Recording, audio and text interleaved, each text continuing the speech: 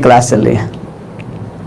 हाँ देखिए यहाँ पर राजस्थान की नदियां दोस्तों, राजस्थान की नदियों में दोस्तों अपने दो क्लास अपनी राजस्थान की नदियों से रिलेटेड दो क्लास अपनी हो चुकी हैं दोस्तों। बिल्कुल दो क्लासें राजस्थान की नदियों से रिलेटेड हो चुकी हैं, जिसमें अपन पढ़ चुके हैं चंबल नदी और दूसरी अपन पढ़ चुके हैं बनास नदी। दोस्तों बिल्कुल दो नदियां अपन पढ़ चुके हैं दोस्तों। अगली राजस्थान की तीसरी महत्वपूर्ण जो नदी आती है उस नदी का दोस्तों नाम है माही नदी। बिल्कुल दोस्तों आज अपन जिस नदी के बारे में चर्चा करेंगे और वो नदी है माही नदी। तो नदी कौन सी होगी? माही नदी। बिल्कुल दोस्तों वेरी इंपॉर्टेंट नदी है, दक्षिणी राजस्थान की श्रवण रेखा जिस माही नदी को कहते हैं। हाँ बिल्कुल, हाँ धीराराम जी जुड़ गए क्या? Good evening, good evening. हाँ हाँ बिल्कुल, हाँ तो माही नदी के बारे में दोस्तों अपन चर्चा करेंगे। राजस्थान की नदियों में वेरी इंपॉर्टेंट है। हाँ बिल्कुल माही नदी। हाँ तो यहाँ पर दोस्तों अपन बात करते हैं माही नदी के बारे में। तो पहले तो मैं आपको बता देता हूं कि माही नदी के अन्य नाम, दूसरे जो नाम है, हाँ माही नदी के दूसरे जो नाम है दोस्तों, माही नदी को कई नाम से जानते हैं। माही नदी को बिल्कुल माही नदी को कई नाम से जानते हैं दोस्तों। इसके कई नाम होंगे दोस्तों। इसी को कहा जाता है, माही नदी को कहा जाता है काठड़ की गंगा, काठड़ की गंगा। दोस्तों सीधा सा प्रश्न एग्जाम में पूछा जाता है, सीधा सा प्रश्न एग्जाम में पूछा जाता है कि किस नदी को काठड़ की गंगा, किस नदी को काठड़ की गंगा के नाम से जाना जाता है? बिल्कुल सीधा सा एकदम प्रश्न आता है, बिल्कुल सरल प्रश्न आता है एग्जाम में। सीधा सा प्रश्न आता है कि किस नदी को काठड़ की गंगा के नाम से जाना जाता है? तो आपका आंसर होना चाहिए माही नदी को काठड़ की गंगा कहा जाता है। कौन सी नदी होगी? माही नदी। बिल्कुल उद्गम वगैरह जो है वो सारी चीजें मैं आपको बताऊंगा। बिल्कुल दोस्तों, हाँ काठड़ की गंगा इसको कहते हैं दोस्तों। इसी को कहते हैं बागड़ की गंगा, बागड़ की गंगा। इसी नदी को कहते हैं बागड़ की गंगा, इसी नदी को कहते हैं काठड़ की गंगा और इसी नदी को कहते हैं बागड़ की गंगा। बिल्कुल अनिल जी, थैंक यू आपको। हाँ अब पढ़ेंगे बिल्कुल टॉपिक को ध्यान से। हाँ देखेंगे आगे बागड़ की गंगा। दो नाम मैंने आपको बताए हैं, काठड़ की गंगा, बागड़ की गंगा। माही नदी को कहते हैं। बिल्कुल दोस्तों इसी नदी को कहते हैं, हाँ माही नदी को कहते हैं आदिवासियों की गंगा, आदिवासियों की गंगा। बिल्कुल आदिवासियों की गंगा दोस्तों, इसी को कहते हैं आदिवासियों की गंगा। इसी को कहा जाता है आदिवासियों की गंगा। बिल्कुल दोस्तों आदिवासियों की गंगा भी किस नदी को कहते हैं? तो नाम आएगा माही नदी। बिल्कुल इसी को कहते हैं आदिवासियों की गंगा। दोस्तों एक इसका नाम जो है वो दक्षिणी राजस्थान की, दक्षिणी राजस्थान की सवर्ण रेखा, सवर्ण रेखा इसी को कहा जाता है दक्षिणी राजस्थान की सवर्ण रेखा। दोस्तों बिल्कुल इसके 5 नाम वेरी इंपॉर्टेंट है। बिल्कुल 5 नाम इसके वेरी इंपॉर्टेंट है दोस्तों। नंबर 1 माही नदी, नंबर 2 काठड़ की गंगा, नंबर 3 बागड़ की गंगा, नंबर 4 आदिवासियों की गंगा और नंबर 5 दक्षिणी राजस्थान की सवर्ण रेखा। दोस्तों किस नदी को कहा जाता है? तो नाम आएगा कौन सी नदी? माही नदी। बिल्कुल हाँ डूंगरपुर और बांसवाड़ा में बिल्कुल बहती है ये। हाँ डूंगरपुर और बांसवाड़ा की बिल्कुल सीमा बनाती है दोस्तों। इसी नदी के ये कई नाम हैं। हाँ अगर प्रश्न पूछ लिया जाए कि दक्षिणी राजस्थान की सवर्ण रेखा किस नदी को कहा जाता है, तो दोस्तों आपका आंसर होना चाहिए माही नदी को कहते हैं दक्षिणी राजस्थान की सवर्ण रेखा। तो काठड़ की गंगा, बागड़ की गंगा, आदिवासियों की गंगा और दक्षिणी राजस्थान की सवर्ण रेखा के बारे में दोस्तों आज अपन डिटेल से बात करेंगे। बिल्कुल तो इसके उपनाम जो अन्य नाम है इसके, हाँ इनका स्क्रीनशॉट आप ले सकते हैं। हाँ अब दोस्तों आप यहां पर देखेंगे इस नदी का उद्गम जो है, पहले अपन बात करेंगे राजस्थान के मानचित्र में। एक बार आपको बता देता हूं दोस्तों, राजस्थान के मानचित्र में ये जो नदी है, हाँ बिल्कुल राजस्थान के मानचित्र में ये जो नदी है ये इस प्रकार से राजस्थान के मानचित्र में बहती है। बिल्कुल दक्षिण में राजस्थान के मानचित्र में इस प्रकार से बहती है दोस्तों। अब अब मैं आपको थोड़ा सा विस्तार से इस प्रकार से बता देता हूं दोस्तों कि ये नदी जहां से निकलती है, तो जहां से ये नदी निकलती है वहां पर इसका स्रोत है दोस्तों, जहां से ये नदी निकलती है वहां पर इसका स्रोत है एक झील। और दोस्तों इस प्रकार से ये नदी जो है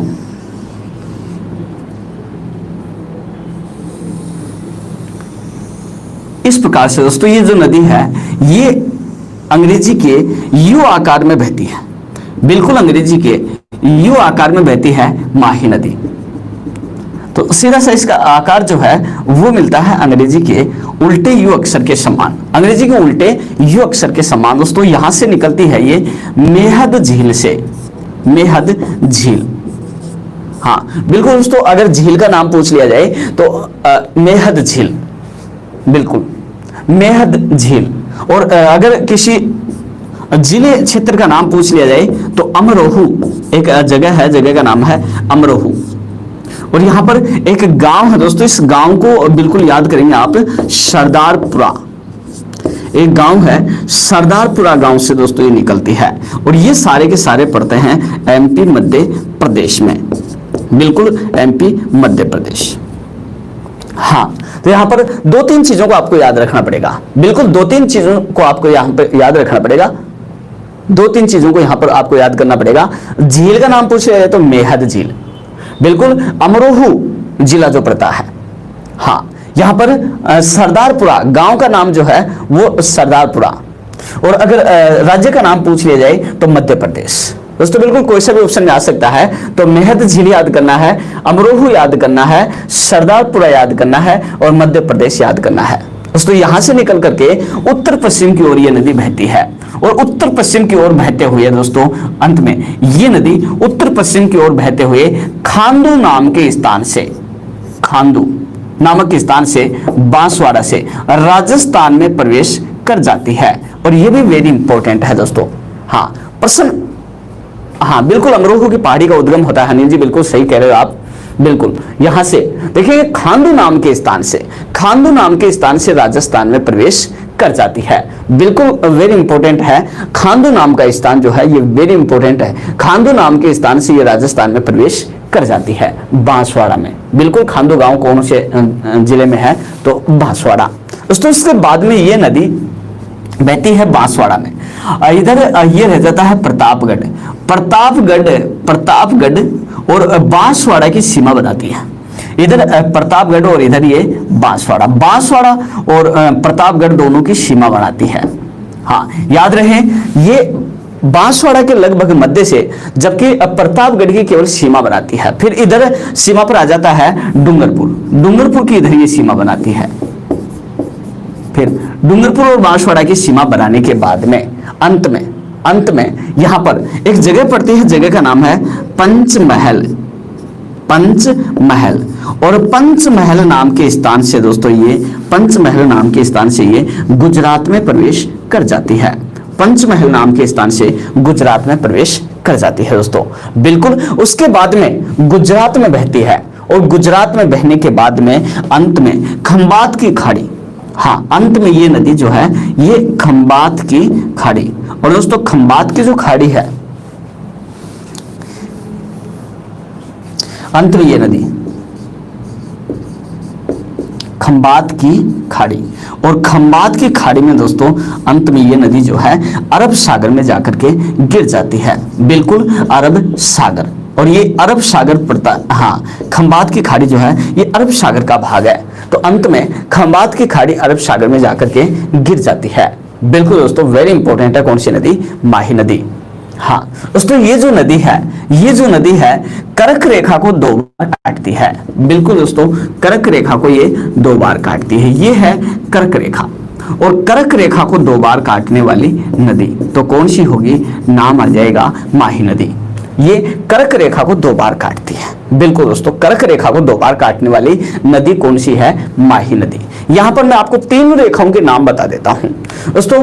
कर्क रेखा, एक रेखा जिसका नाम कर्क रेखा अपने भारत के मध्य से होकर के गुजरती है, डूंगरपुर बांसवाड़ा से होकर के गुजरती है। एक रेखा जिसका नाम है भूमध्य रेखा, भूमध्य रेखा ये अफ्रीका के बीच से मध्य से होकर के गुजरती है। दूसरी रेखा है जिसका नाम है मकर रेखा, अफ्रीका के दक्षिण से होकर के गुजरती है। दोस्तों इन तीनों रेखाओं को तीन नदियां काटती हैं। तीनों नदियां दो बार इनको काटती हैं। हाँ, दोबारा से यहां पर आप देखेंगे, बिल्कुल कर्क रेखा, भूमध्य रेखा और मकर रेखा, तीनों रेखाओं को तीन नदियां दो दो बार काटती हैं दोस्तों। यहां पर बिल्कुल मैं तीनों के बारे में आपको बता देता हूं। कर्क रेखा को दो बार काटने वाली नदी है माही। कर्क रेखा को दो बार काटने वाली नदी है माही, बिल्कुल। हाँ, और भूमध्य रेखा को दो बार काटने वाली नदी है कांगो, या दोस्तों इसी का नाम है जायरे, कांगो या जायरे। और मकर रेखा को दो बार काटने वाली नदी है लिम्पोपो।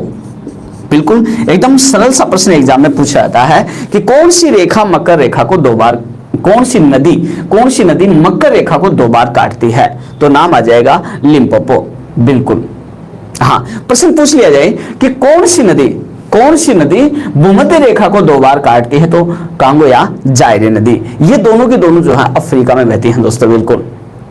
हाँ, प्रश्न पूछ लिया जाए कि कौन सी नदी कर्क रेखा को दो बार काटती है, तो नदी का नाम आ जाएगा माही नदी, बिल्कुल दोस्तों। यहां पर तीनों नदियां, तीनों रेखा वेरी इंपॉर्टेंट है। हाँ, इनको आप लिखेंगे, बिल्कुल इनका स्क्रीनशॉट आप लेंगे।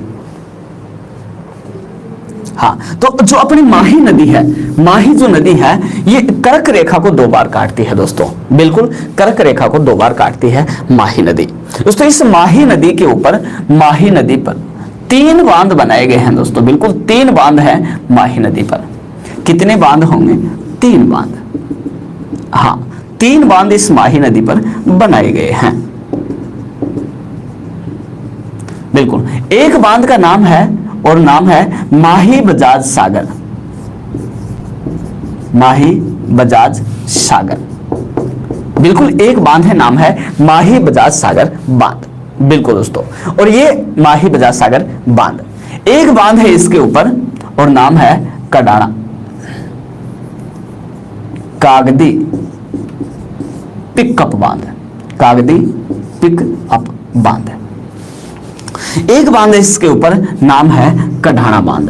कडाना बांध जो है ये गुजरात में पड़ता है, कडाना बांध जो है ये गुजरात में पड़ता है। दो बांध अपने बांसवाड़ा में बनाए गए हैं, बिल्कुल। अगर आकृति की बात करें तो बिल्कुल अंग्रेजी के उल्टे यू अक्षर के समान इसकी आकृति है दोस्तों। इसमें दो नदियां इसके अंदर मिलती हैं। एक प्रतापगढ़ से निकल करके आती है जिसका नाम है जाखम, और एक नदी इधर से निकल करके आती है उदयपुर से जिसका नाम है सोम। दोनों नदियों के बारे में आपको बता देता हूं कि दोनों की दोनों जो नदियां हैं यहाँ मिलकर के त्रिवेणी संगम का निर्माण करती हैं, जिसमें एक नदी का नाम है जाखम और दूसरी नदी का नाम है सोम।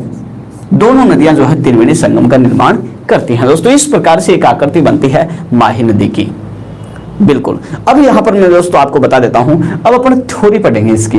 एक बार इसकी आकृति देखने के बाद में अपन इसकी थ्योरी पढ़ेंगे दोस्तों। हाँ, लंबाई चौड़ाई में सारे क्षेत्रफल आपका पूरा का पूरा आपको मैं बता रहा हूं।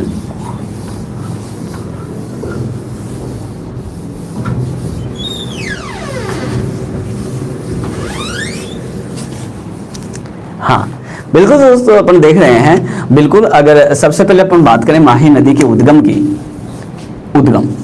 तो उद्गम की अगर बात की जाए माही नदी के उद्गम की, तो मैंने अभी आपको बताया है एक झील का नाम आता है जिसका नाम है मेहद झील। झील कौन सी होगी? मेहद झील। और दोस्तों मेहद झील, हाँ बिल्कुल, सरदारपुरा गांव का नाम आ जाएगा, तो सरदारपुरा। फिर अगर जिले का नाम आ जाएगा तो अमरोहा, और राज्य का नाम आ जाएगा तो मध्य प्रदेश। यहां से निकलती है ये नदी, बिल्कुल। कोई सा भी नाम आ सकता है दोस्तों, बिल्कुल कोई सा भी नाम आ सकता है। हाँ, उसके बाद में बात करें राजस्थान में प्रवेश,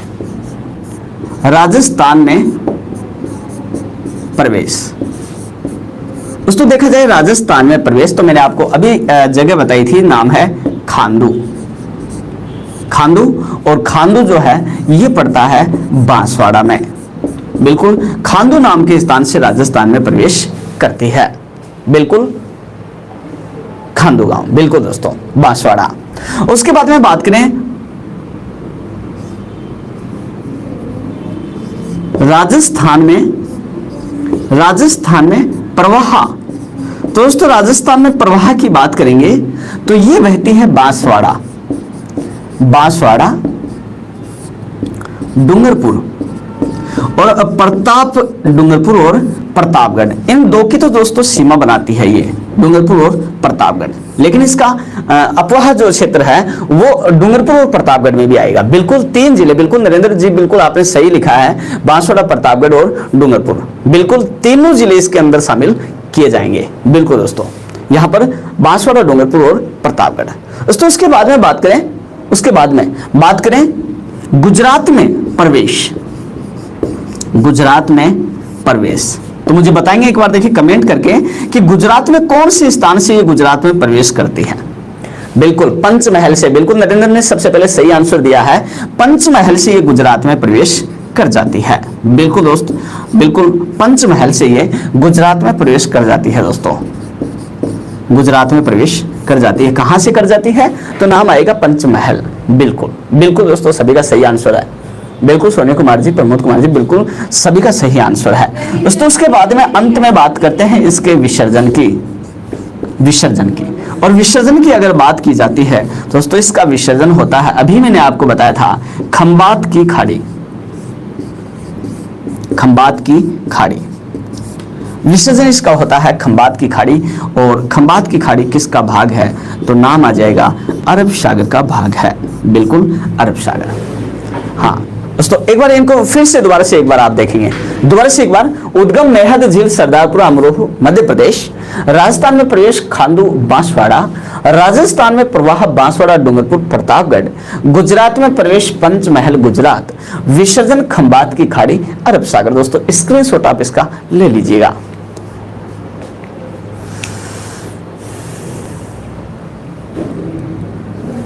हाँ उसके बाद में बात करते हैं आगे,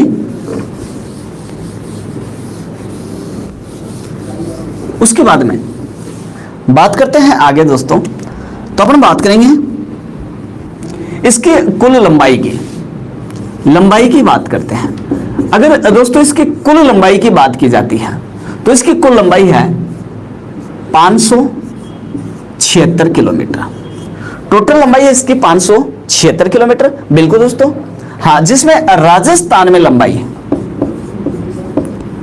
राजस्थान में दोस्तों इसकी लंबाई है, राजस्थान में इसकी लंबाई है 171 किलोमीटर, 171 किलोमीटर। दोस्तों बिल्कुल 171 किलोमीटर जो है लंबाई राजस्थान में है, बाकी मध्य प्रदेश और गुजरात में है। बिल्कुल बिल्कुल से मेरा सही आंसर आ रहा है, सुरेश जी हैं, बिल्कुल सही आंसर आपने दिया है दोस्तों। हाँ बिल्कुल, हाँ उसके बाद में, हाँ बिल्कुल पवन जी, बिल्कुल सही आंसर है आपका। हाँ सभी का सही आंसर है। हाँ उसके बाद में बात करते हैं कुल अपवाह क्षेत्र की बात करते हैं। तो दोस्तों इसका टोटल अपवाह क्षेत्र जो है, इसका कुल अपवाह क्षेत्र है 16,030 वर्ग किलोमीटर। इसका टोटल अपवाह क्षेत्र है ये 16,030 वर्ग किलोमीटर। बिल्कुल दोस्तों 16,030 वर्ग किलोमीटर। हाँ और बात करें कुल अपवाह का टोटल प्रतिशत अगर बनता है दोस्तों, ये प्रतिशत हो जाता है लगभग 9.4646%, भाग पर बहती है ये 9.46%। बिल्कुल। हाँ तो दोस्तों इसके बाद में अगर अपन बात करते हैं, हाँ इसके बाद में दोस्तों अगर अपन बात करते हैं इसकी आकृति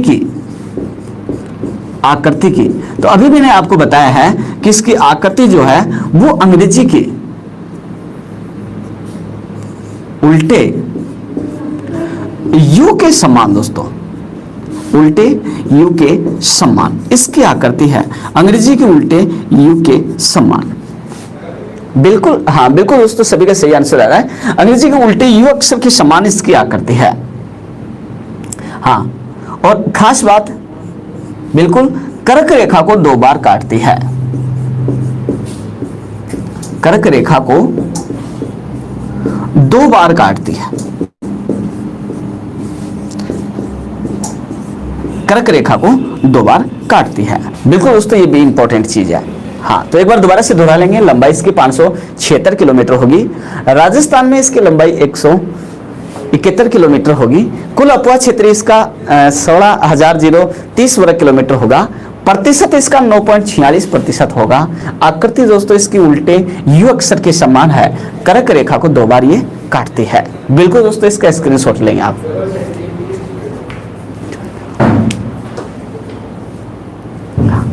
बिल्कुल दोस्तों मिटा रहा हूं मैं।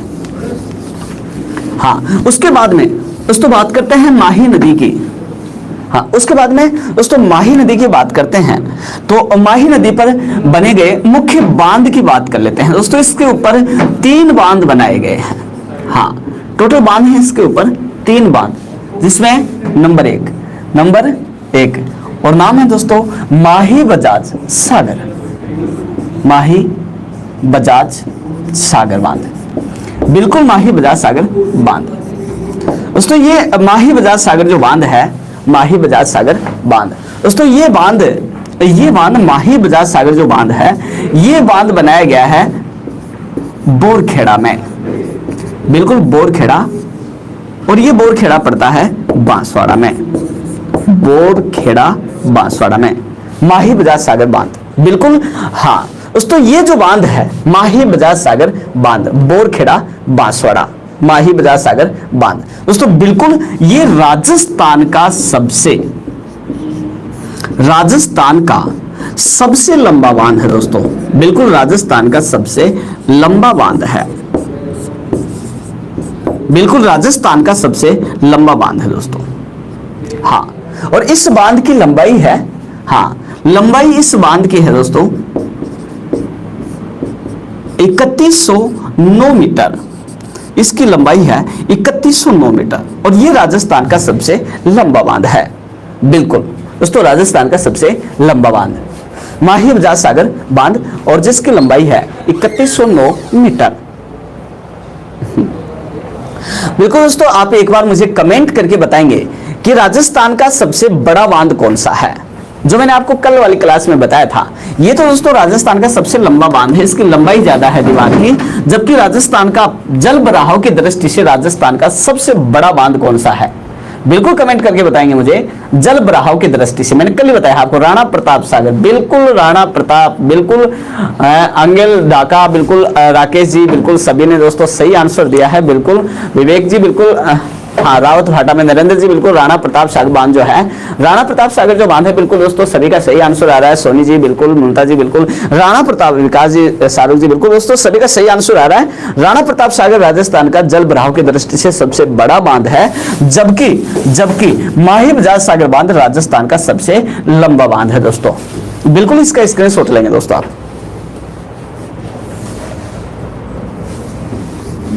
हाँ, उसके बाद में ये माही बजाज सागर बांध। उसके बाद में बात करते हैं नंबर 2 पर आता है। नंबर 2 पर आता है कागदी पिक अप बांध। कागदी पिक अप बांध, और दोस्तों ये जो कागदी पिकअप बांध है, ये है कुंज विहार में। कुंज विहार, और ये दोस्तों कुंज विहार पड़ता है बांसवाड़ा में। ये भी बांसवाड़ा में है, नाम है कुंज विहार बांसवाड़ा। बिल्कुल कागदी पिकअप बांध कुंज विहार बांसवाड़ा में स्थित है दोस्तों। बिल्कुल उसके बाद में नंबर 3 की बात करते हैं, तो नंबर 3रा बांध यहां पर है कडाना बांध, जो माही नदी पर बनाया गया है कडाना बांध। और दोस्तों ये जो कडाना बांध है, कडाना जो बांध है, ये है पंचमहल में। पंचमहल, और पंचमहल बात करें तो गुजरात। पंचमहल गुजरात, बिल्कुल हाँ राकेश जी पिकअप इसलिए बोलते हैं, इस पानी को थोड़ा सा ठहराव पानी का किया जाता है। बिल्कुल पानी का थोड़ा सा ठहराव किया जाता है, जिसको बोलेंगे पिकअप। हाँ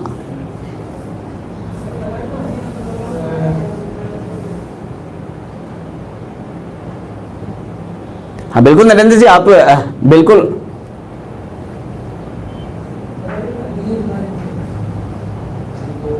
राकेश जी क्या कार वार नहीं। हाँ, पिकअप का मतलब होता है पानी का ठहराव करने के लिए। बीच में अगर कोई भी दीवार अगर लगा दी जाती है तो फिर उसको पिकअप बोलते हैं। बिल्कुल हाँ पानी ठहराव के लिए, बिल्कुल। तो उसके बाद में यहां पर अपन बात करेंगे ये माही बजाज सागर बांध।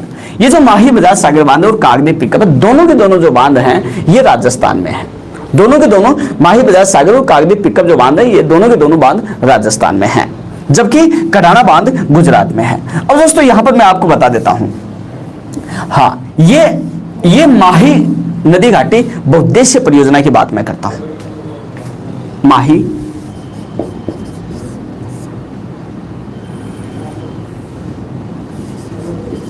नदी घाटी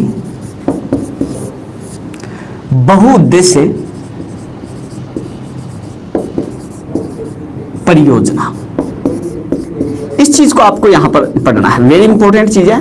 माही नदी घाटी बहुउद्देश्य परियोजना। दोस्तों बिल्कुल ये माही नदी घाटी बहुउद्देश्य परियोजना जो है ये गुजरात और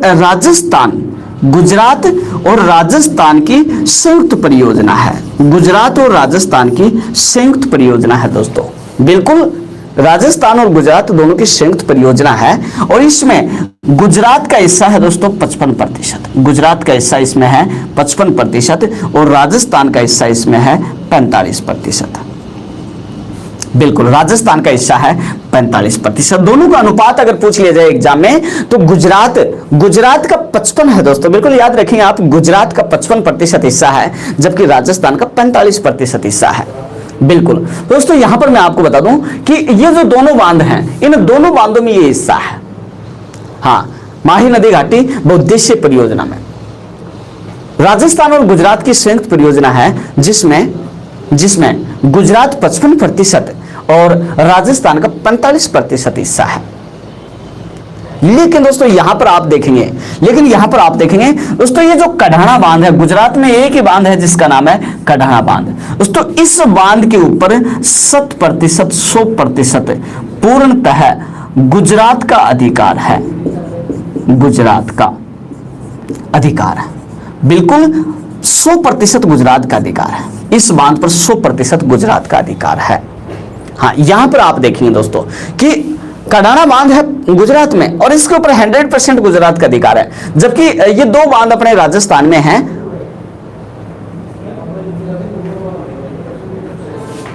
हाँ ये लवली भाई बिल्कुल कागदी पिकअप बांध जो है ये कुंज विहार बांसवाड़ा में, कुंज विहार बांसवाड़ा, बिल्कुल। हाँ यहां पर देखेंगे आप दोस्तों, यहां 100% अधिकार जो है वो कढ़ाना बांध का 100% अधिकार जो है वो पंचमहल गुजरात का है, 100% अधिकार है गुजरात का। यहां पर एक चीज और आप देखेंगे दोस्तों, यहां पर एक चीज और आप देखेंगे दोस्तों, ये जो बांध है माही बजाज सागर बांध, इस बांध में जो बिजली बनती है, यहां पर इस चीज को देखेंगे आप कि जो माही नदी घाटी बहुउद्देश्य परियोजना है इसमें जो विद्युत उत्पादन होता है, विद्युत उत्पादन जो होता है, यहां पर मैं आपको बता देता हूं कि जो जल है, पानी में तो हिस्सा ये है, लेकिन जो विद्युत उत्पादन है उस विद्युत उत्पादन पर 100% जो है वो राजस्थान का अधिकार है। यानी बिजली जो बनती है वो राजस्थान की और पानी जो है वो गुजरात और राजस्थान का 50-50।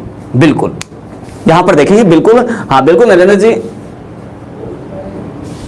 नरेंद्र जी आप सही कह रहे हो, 140 मेगावाट बिजली यहां पर बनती है और उस 140 मेगावाट बिजली पर 100% राजस्थान का अधिकार है।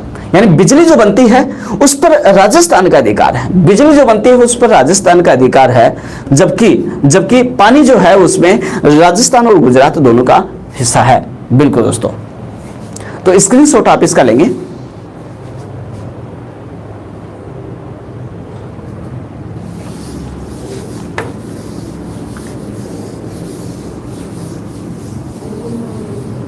हाँ उसके बाद में अपन बात करते हैं माही नदी की सहायक नदियों की बात करते हैं। माही नदी की सहायक नदियों की बात करते हैं दोस्तों। इसकी सहायक नदियां हैं, हाँ सहायक नदियां जिसमें सोम, जाखम, चाप, एजास, एराव,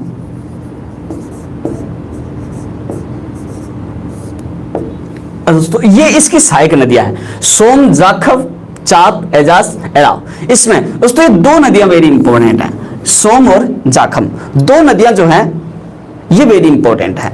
बिल्कुल दो जो नदियां हैं, ये दो नदियां इसमें वेरी इंपॉर्टेंट है, जिसमें हाँ इनकी थोड़ी सी डिटेल से अपन बात करेंगे। सोम और जाखम, दोस्तों इसमें सबसे पहले अपन बात करते हैं जाखम नदी की। दोस्तों ये जो जाखम नदी है, जाखम नदी, इसका उद्गम होता है सीता माता अभयारण्य, ये निकलती है सीता माता अभयारण्य से।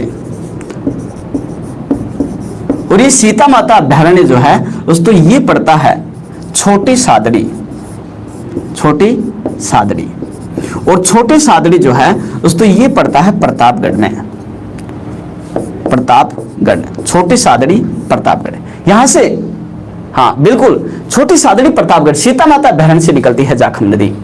और यहां से हाँ यहां से निकल करके प्रतापगढ़ में बहने के बाद में अगर मैं बात करूं इसके विसर्जन की, तो बिल्कुल दोस्तों ये डूंगरपुर में एक गांव है, गांव का नाम है नवाहाटा, नवाहटरा, नवाहटरा या नवाहाटा, एक गांव है नवाहाटा या जिसको नवाहटरा बोलते हैं।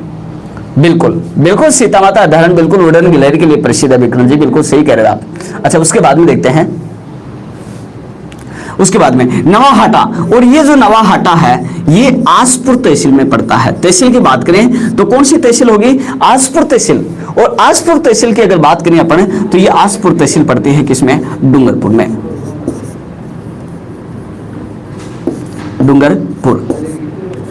हाँ तो एक बार दोबारा से देखेंगे, सीता माता अभयारण्य छोटी सादड़ी प्रतापगढ़ से निकलती है और नवाहटा आसपुर डूंगरपुर के निकट, इसके निकट जो है ये माही नदी में मिल जाती है, माही नदी में मिल जाती है, माही नदी में मिल जाती है दोस्तों। बिल्कुल कौन सी नदी में मिल जाती है, तो माही नदी में मिल जाती है। उसके बाद में दोस्तों बात करते हैं जाखम नदी। जाखम नदी पर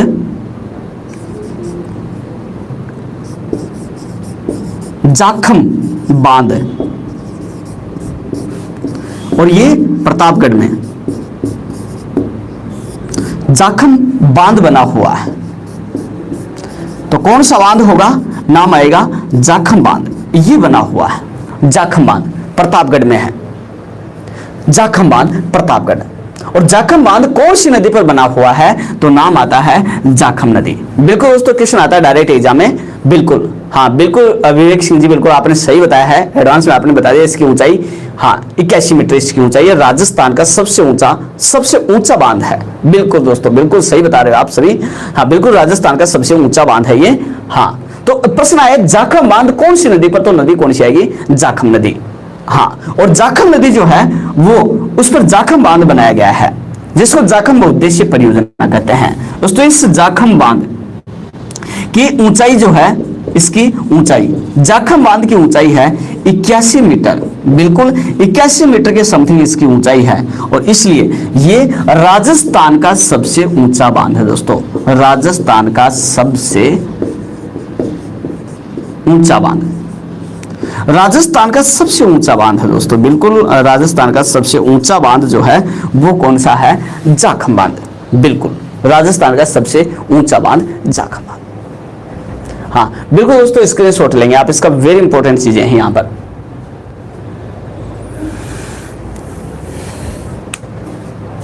हाँ हाँ यहां पर आप देखेंगे, यहां पर आप देखेंगे दोस्तों कि ये जो जाखम बांध है, इस जाखम बांध के बारे में आपको बता देता हूं कि एक क्वेश्चन पिछली बार आरएस में एक प्रश्न पूछा गया कि जाखम बांध द्वारा लाभान्वित, जाखम बांध द्वारा लाभान्वित जिले कौन कौन से हैं। तो जाखम परियोजना, जाखम बांध मतलब जाखम परियोजना से लाभान्वित जिले, बिल्कुल अगर जिले पूछ लिए जाएं दोस्तों, 2 जिलों का नाम आता है, बताएंगे मुझे कमेंट करके, बिल्कुल कमेंट करके मुझे बताएंगे। डूंगरपुर बांसवाड़ा, नीलोफर अंसार जी बता रही हैं डूंगरपुर बांसवाड़ा। मैंने 2 का नाम ले दिया है पहले, बिल्कुल 2 का नाम ले दिया। जाखम परियोजना से लाभान्वित जिलों के नाम बताने हैं, 2 जिले लाभान्वित हैं। कौन कौन से होंगे? नीलोफर अंसार जी, डूंगरपुर बांसवाड़ा, आपका रॉन्ग आंसर। प्रतापगढ़ चित्तौड़गढ़, ये भी आपका रॉन्ग आंसर है। गोपीराम जी रॉन्ग आंसर है, नहीं। प्रतापगढ़, डूंगरपुर, बेनेश्वर, प्रतापगढ़ डूंगरपुर। दोस्तों यही तो बात है बस। हाँ, बस इसलिए तो मैं कहता हूं आपको कि हर चीज को समझो तो डीपली समझो, जहां से प्रश्न आते हैं। बिल्कुल रवि सुमन जी ने एकदम सही आंसर दिया है दोस्तों, बिल्कुल रवि सुमन जी ने सही आंसर दिया है। हाँ, इससे लाभान्वित जो जिले हैं उसमें स्वयं प्रतापगढ़ आता है, प्रतापगढ़। हाँ, और दूसरा इसमें आता है दोस्तों उदयपुर। 2 जिले इससे लाभान्वित हैं, एक है प्रतापगढ़ और दूसरा है उदयपुर। दोस्तों बिल्कुल ये प्रश्न वेरी इंपॉर्टेंट क्वेश्चन है। जाखम परियोजना से लाभान्वित जिले, तो नाम आएगा प्रतापगढ़ और उदयपुर। बिल्कुल दोस्तों। हाँ, अब इसका भी स्क्रीनशॉट आप लेंगे। हाँ दोस्तों, उसके बाद में बात करते हैं अगली नदी की। तो अगली जो नदी आती है उस नदी का नाम है सोम नदी। सोम नदी, हाँ सोम नदी। दोस्तों ये जो सोम नदी है, बिल्कुल सोम नदी का उद्गम होता है बिछामेड़ा की पहाड़ियां। उद्गम इसका होता है बिछामेड़ा की पहाड़ियां, और ये बिछामेड़ा की पहाड़ियां पड़ती हैं उदयपुर में। बिल्कुल बिछामेड़ा की पहाड़ियां उदयपुर में इसका उद्गम होता है। और विसर्जन की बात करें तो विसर्जन वही नवाहाटा, आसपुर, डूंगरपुर के निकट। हाँ, नवाहाटा, आसपुर, डूंगरपुर के निकट माही नदी में मिल जाती है दोस्तों। बिल्कुल माही नदी में मिल जाती है, बहुत इंपॉर्टेंट है। बिल्कुल हाँ, यहां से आप देखेंगे कि दोस्तों इस पर 2 परियोजनाएं यहां पर बनी हुई हैं। परियोजना की बात करें तो 2 परियोजनाएं बनी हुई हैं, जिसमें एक परियोजना का नाम है सोम कागदर। सोम कागदर। और दोस्तों इस परियोजना से लाभान्वित जो जिला है उसका नाम है उदयपुर। उदयपुर, बिल्कुल सोम कागदर परियोजना उदयपुर। हाँ दोस्तों बिल्कुल नरेंद्र जी, बिल्कुल आप बिल्कुल एडवांस में सही लिख दिया आपने। सोम कागदर, सोम कमला अंबा। बिल्कुल हाँ, बिल्कुल त्रिवेणी संगम के बारे में बताएंगे। बिल्कुल हाँ, विवेक जी बताएंगे आपको त्रिवेणी संगम के बारे में। एक बार यहां पर परियोजना देख लेते हैं। सोम कमला अंबा, सोम कमला अंबा। दोस्तों ये जो परियोजना है, और ये परियोजना है दोस्तों, इससे लाभान्वित है डूंगरपुर। तो बिल्कुल दोस्तों यहां पर क्वेश्चन एग्जाम में पूछा जा सकता है, बहुत ही इंपॉर्टेंट क्वेश्चन दोस्तों। यहां पर मैं आपको बता देता हूं कि सोम नदी पर 2 परियोजनाएं हैं। नंबर 1 सोम कागदर परियोजना, जिससे लाभान्वित जिला है उदयपुर। नंबर 2 सोम कमला अंबा परियोजना, जिससे लाभान्वित है डूंगरपुर। बिल्कुल दोस्तों, स्क्रीनशॉट आप इसका लेंगे।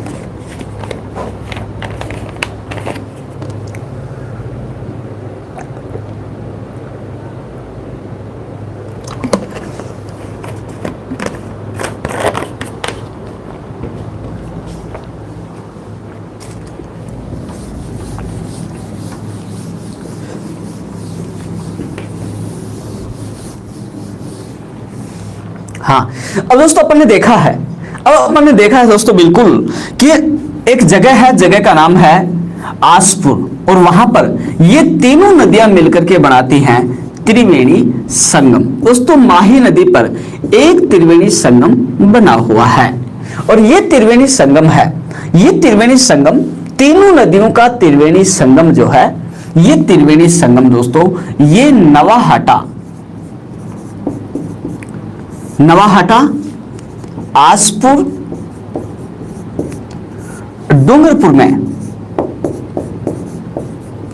और तीनों नदियां मिलकर के त्रिवेणी संगम बनाती हैं, और उन नदियों का नाम है सोम,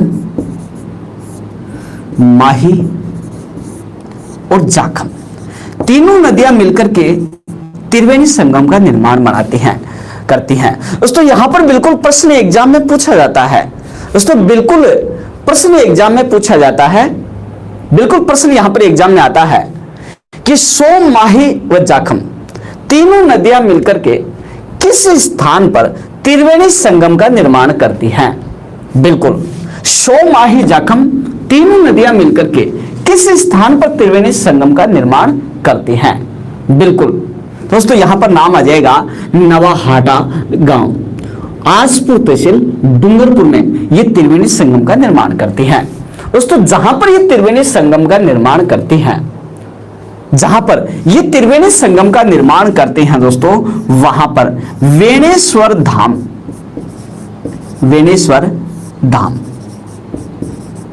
बसा हुआ है। बिल्कुल यहां पर बसा हुआ है वेणेश्वर धाम, बिल्कुल डूंगरपुर का वेणेश्वर धाम, डूंगरपुर का वेणेश्वर धाम यहां पर बसा हुआ है। और यहां पर ये जो डूंगरपुर का वेणेश्वर धाम है दोस्तों, इस वेणेश्वर धाम में प्रतिवर्ष माघ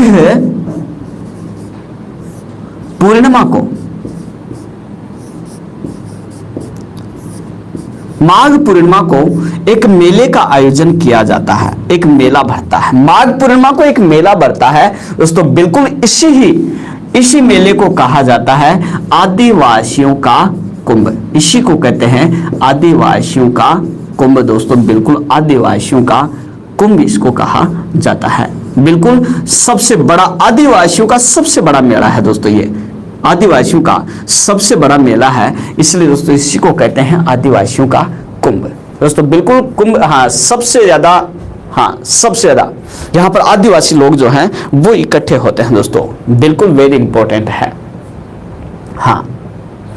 दोस्तों यहां पर मैं आपको बता देता हूं, कुंभ की विशेषता होती है कि कुंभ 12 साल बाद में भरता है, 12 वर्ष बाद में कुंभ का मेला आयोजित होता है, और कुंभ का मेला भारत में 4 स्थानों पर भरता है। कुंभ का मेला भारत में 4 स्थानों पर भरता है दोस्तों। वो 4 स्थान जो मैं आपको बता देता हूं, कुंभ का मेला भारत में एक भरता है हरिद्वार में, हरिद्वार गंगा के किनारे, दूसरा प्रयागराज यमुना के किनारे, तीसरा उज्जैन में भरता है क्षिप्रा नदी के किनारे, और चौथे नंबर पे नाम आता है नासिक में भरता है गोदावरी नदी के किनारे। बिल्कुल दोस्तों ये एरिया ज्योग्राफी में पढ़ते हुए मैंने यहाँ पर आपको इसका उल्लेख किया था। बिल्कुल भारत की नदियां जब अपन ने पढ़ी उस टाइम पर मैंने आपको चारों जगह का नाम बताया था। दोस्तों यहाँ पर चारों जगह पर भारत में कुंभ का मेला आयोजित किया जाता है, चारों स्थानों पर भारत में कुंभ का मेला आयोजित किया जाता है। और कुंभ का जब मेला आयोजित किया जाता है तो बहुत भारी भीड़ यहाँ पर उमड़ती है, बहुत भारी भीड़ यहाँ पर उमड़ती है, और भारी भीड़ आने के कारण अक्सर ये जो आदिवासी अक्सर जो वेणेश्वर धाम है इसकी तुलना इससे कर दी गई कुंभ के मेले से, इसलिए इसको नाम दे दिया गया आदिवासियों का कुंभ। दोस्तों बिल्कुल स्क्रीनशॉट आप इसका लेंगे।